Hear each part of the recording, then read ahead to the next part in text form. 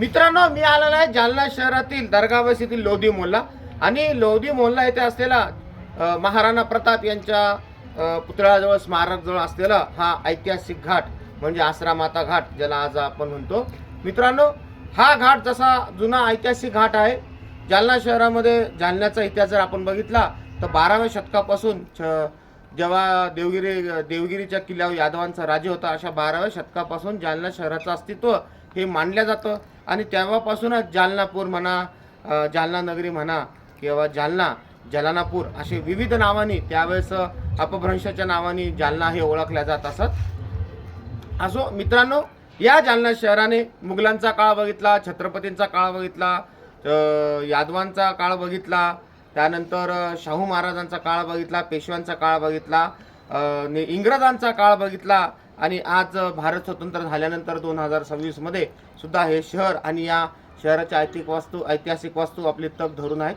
मित्रांनो, मी इथं आलेला आहे जालना शहरातील दर्गा वेसमधून कुंडलिका नदीमध्ये उतरणारा हा घाट आहे आणि आज हा घाट आसरामाताचा घाट म्हणून ओळखला जातो.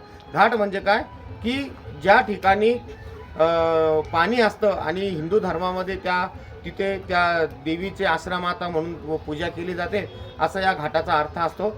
मित्रांनो, आज या घाटाला आपण जर बघितलं, या घाटाला एक जुना शिलालेख आहे. तो शिलालेख आपल्याला वाचता येत नाही, काहीतरी अक्षर थोडेसे आपल्याला दिसतात की शिलालेख आहे, पण तो आता काळाच्या ओघामध्ये पाण्याच्या आणि ऊन वारा पाऊस यामुळे तो तुटत चाललेला आहे. असा हा ऐतिहासिक वारसा हा नामशेष होण्याच्या मार्गावर आहे. हा जो ऐतिहासिक वारसा आहे, हा जो घाट आहे, हा नक्कीच सर्वांनी सांभाळला पाहिजे. आपण हा बघत आहात, हा आसरामाताचा घाट आहे.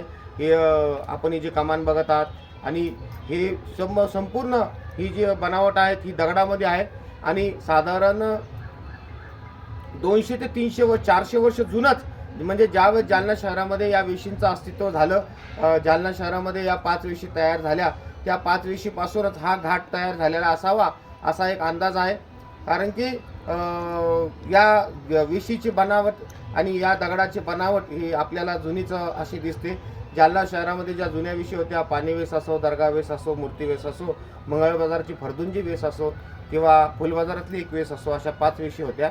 आणि आज हा घाट जो आपण बघत आहे, याची बनावट बघत आहेत, ह्याचे जे पायऱ्या बघत आहोत, ह्याच्या ज्या देवळ्या बघत आहोत, या अतिशय सुंदर आणि देखण्या आजही 2026 मध्ये इथं छान पद्धतीने उभा आहे.